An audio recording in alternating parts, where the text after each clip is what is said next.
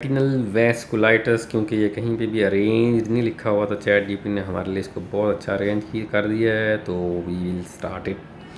Retinal vasculitis कहते हैं कि डेफिनेशन क्या है। Retinal vasculitis is inflammation of the retinal blood vessels, arteries, veins और both leading to vascular leakage, occlusion, ischaemia and potentially severe vision loss.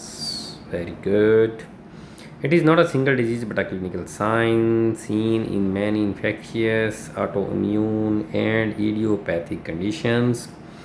Cause इसकी infectious causes में हो सकता है tuberculosis, most common in Pakistan, toxoplasmosis, syphilis, herpes simplex virus infection, varicella zoster virus infection, cytomegalo virus retinitis and Lyme disease. Autoimmune या inflammatory causes के अंदर हो सकता है Behcet's disease, sarcoidosis, systemic lupus erythematosus, multiple sclerosis, granulomatous with polyangiitis. Idiopathic में आपका आ जाता है ईल्स डिजीज़। सिम्टम्स में आपके क्या आ जाते हैं? पेशेंट्स में complain of blurred vision, floaters, photophobia, eye redness, decreased vision, scotoma, sudden vision loss if vascular occlusion, vitreous haemorrhage occurs.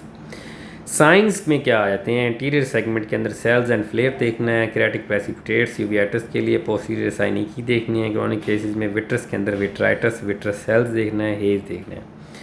Funds finding में आपकी पेरी वैस्कुलर शीडिंग, कफिंग आ जाएगी, वाइट वेसल वाल्स आ जाएंगी, रेटिनल हेमरेजेस आ जाएंगे, cotton wool spots आ जाएंगे, hard exudates आ सकते हैं, vessel morning narrowing, venous beading, capillary non perfusion, retinal oedema, new vascularization, vitreous haemorrhage, macular oedema आ सकता है।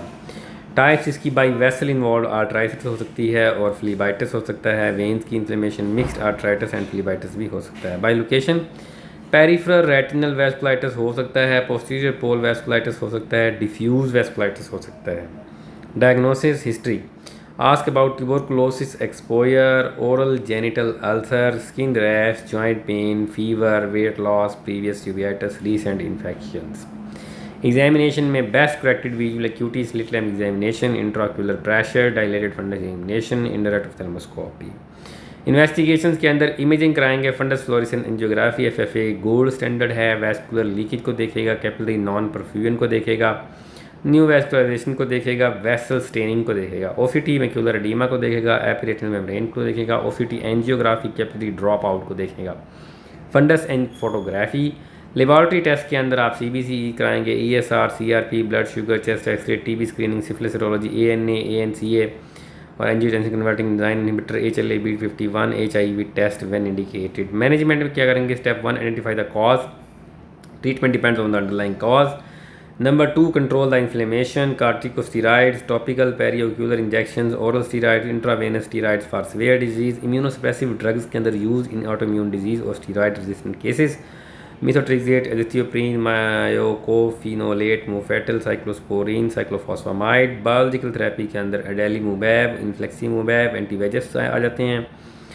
स्टेप 3 के अंदर treat infectious causes, tuberculosis, anti tuberculous therapy, syphilis, penicillin, toxoplasmosis, anti toxoplasma therapy, viral infection, appropriate antivirals. Do not start systemic steroids alone until an infectious cause has been considered and appropriately treated if present.